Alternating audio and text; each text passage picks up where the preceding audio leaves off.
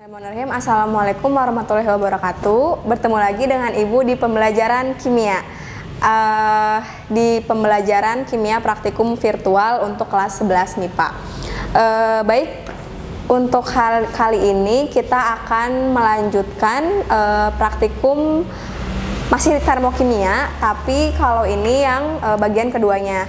Jadi kalau kemarin di termokimia pertama itu masih yang dasarnya. Nah, sekarang kita akan coba masuk ke materi perhitungan penentuan perubahan entalpi dari suatu reaksi. Nah, seperti yang sudah kalian saksikan pada video pembelajaran yang Ibu berikan kepada kalian. Nah, di sana ada beberapa cara atau langkah atau teknik untuk mengukur gimana sih cara menentukan perubahan entalpi suatu reaksi. Nah, ada beberapa cara ya, ada 4. Ada kalorimetri, kemudian ada menggunakan data perubahan delta H0F, kemudian menggunakan data energi ikatan, dan menggunakan hukum Hess. Nah, yang sekarang akan Ibu coba praktikumkan kepada kalian adalah kalorimetri. Sudah tahu ya kalorimetri, sudah Ibu jelaskan juga di video. Jadi kita akan langsung saja ke percobaannya. Jangan lupa disiapkan juga LKPD-nya dan siapkan juga catatan untuk mencatat beberapa data-data yang penting dari percobaan yang akan Ibu lakukan pada hari ini. Sudah siap ya semuanya? Baik, seperti biasa pertama-tama Ibu akan memperkenalkan alat dan bahan yang akan kita gunakan pada hari ini. Untuk alat-alatnya di sini seperti biasa ya, praktikum termokimia pasti akan memerlukan termometer untuk mengukur suhu. Kemudian di sini kita menggunakan gelas ukur, ada yang 50 mili, kita pakai 2 buah karena nanti akan ada 2 larutan yang berbeda yang akan kita ukur. Kemudian di sini kita menggunakan pipet tetes. Seperti itu. Dan nih, yang menjadi ciri khas dalam kalorimetri itu adalah alat ini yang dinamakan sebagai kalorimeter sederhana. Apa saja kalorimeter sederhana, Bu? Kalau misalkan kita lihat ya dalamnya, di sini kita punya, jadi kalau kita lepas seperti ini ada 2 partisi. Jadi yang pertama ini yang plastik, kemudian yang kedua di sini ada yang aluminiumnya. Nah, apa bedanya dan apa sih kegunaan dari 2 ini? Seperti yang pernah kalian pelajari ketika sistem dan lingkungan, ada 3 jenis ya, ada terbuka, tertutup, dan terisolasi. Nah, untuk kalorimeter ini dia termasuk ke dalam sistem yang terisolasi karena dia tidak memungkinkan adanya perpindahan kalor dan materi gitu. Jadi di sini ada ruang udara di sini seperti kurang lebih seperti termos yang ada di rumah kalian, seperti itu. Jadi nanti kalaupun panas tidak akan terasa keluar, kalaupun dingin tidak akan terasa keluar. Nah, sebentar Ibu jelaskan kembali. Di sini ada bagian plastiknya, kemudian ada yang bagian aluminiumnya seperti ini. Kemudian, nah di dalamnya ini ada batang yang berbentuk lingkaran seperti ini yang fungsinya nanti untuk mencampurkan larutan, atau dia sama saja fungsinya seperti batang pengaduk gitu ya. Kemudian nanti di sini ada lubang untuk memasukkan termometernya untuk mengukur suhu. Seperti itu. Kemudian itu ya untuk alat-alatnya yang akan kita gunakan, cukup sederhana untuk praktikum kali ini. Kemudian untuk bahannya pun juga sama, kita hanya menggunakan 2 bahan. Yang pertama adalah larutan NaOH 1 molar. Kemudian kita menggunakan HCl, larutan HCl. NaOH itu natrium hidroksida, HCl itu adalah asam klorida. Baik, kita mulai ya praktikumnya. Jadi pertama-tama, karena ini termokimia, sudah pasti kita akan mengukur suhu ya, suhu sebelum, suhu setelah, suhu ketika reaksi. Nah, yang pertama yang akan Ibu ukur suhunya adalah sebetulnya dua-duanya ya. Jadi pada prinsipnya yang akan kita lakukan hari ini adalah mencampurkan 2 larutan sehingga akan terjadi reaksi. Nah, tapi sebelum terjadinya reaksi kita akan mengukur terlebih dahulu volume dari larutan tersebut dan akan mengukur suhunya juga. Pertama, Ibu akan masukkan HCl terlebih dahulu. Jadi di sini Ibu memiliki HCl dan NaOH.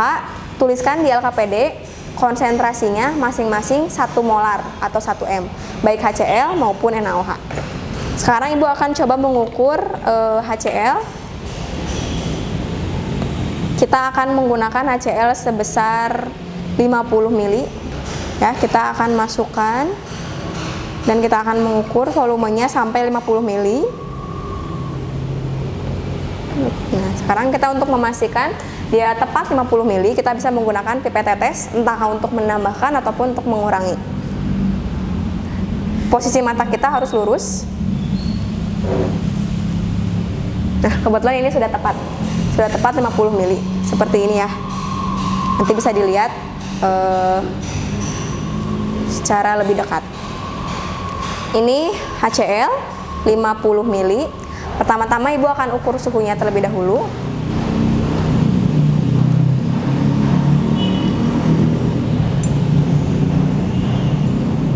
Suhu HCl yang teramati silakan dicatat di LKPD kalian. Ya, selanjutnya adalah ibu akan mengukur volume dari NaOH sekaligus akan mengukur suhunya sebelum direaksikan. Sama seperti tadi, kita tuangkan ke dalam gelas ukur 50 ml.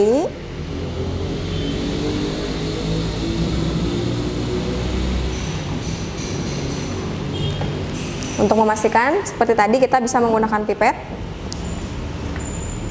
Ini kurang sedikit ya, kita akan menambahkan.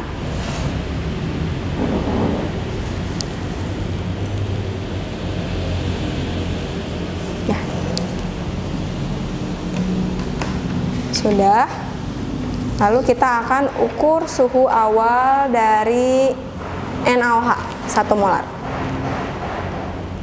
Silakan diperhatikan.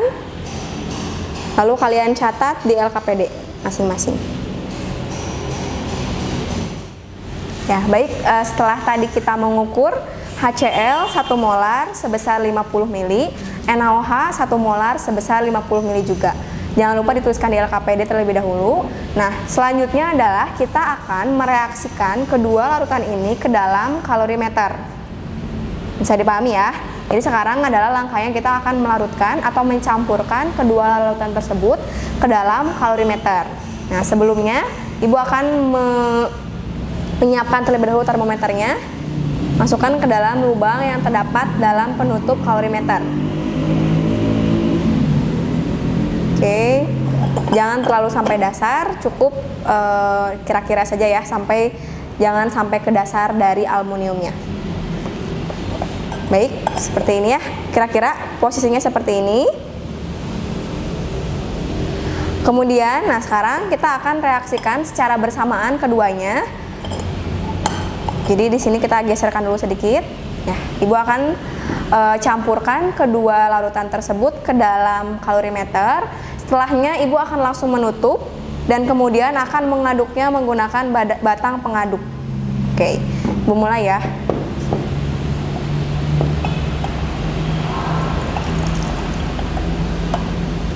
Langsung ditutup. Kemudian ibu akan mengaduk. Reaksi akan ada reaksi yang terjadi ketika HCl dan NaOH dicampurkan. Nanti coba kalian cari bagaimana persamaan reaksinya. Nah, sambil diaduk, sambil kita bisa mengamati di sini perubahan suhunya bisa diperhatikan. Nah, sampai kapan Bu kita mengaduknya? Sampai reaksinya selesai. Reaksi selesai itu ciri-cirinya suhunya tidak berubah lagi, konstan. Oke, kita aduk terlebih dahulu. Oke, silakan diperhatikan. Suhunya kalau sudah mulai konstan, berarti dia menandakan reaksinya sudah selesai. Coba ibu juga sambil melihat ya di sini. Baik, masih terus naik suhunya. Berarti kalau suhunya naik termasuk reaksi apa? Masih ingat? Sambil dipikirkan juga ya pembelajaran sebelumnya. Kita aduk. Kenapa harus diaduk? Karena biar reaksinya itu sempurna ya, bercampur secara merata. Jadi semuanya nanti akan bereaksi membentuk zat baru.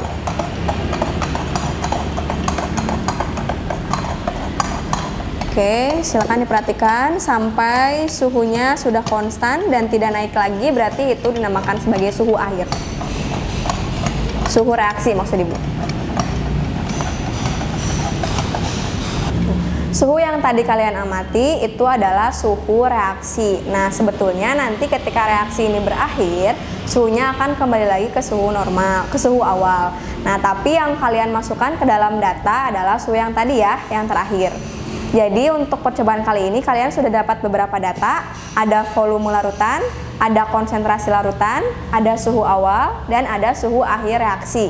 Silakan kalian lengkapi pada LKPD dan coba dihitung berapa entalpi atau berapakah perubahan entalpi dari reaksi antara HCl dan NaOH menggunakan rumus yang telah Ibu jelaskan di video pembelajaran. Silakan kalian coba dan dikerjakan dengan sungguh-sungguh.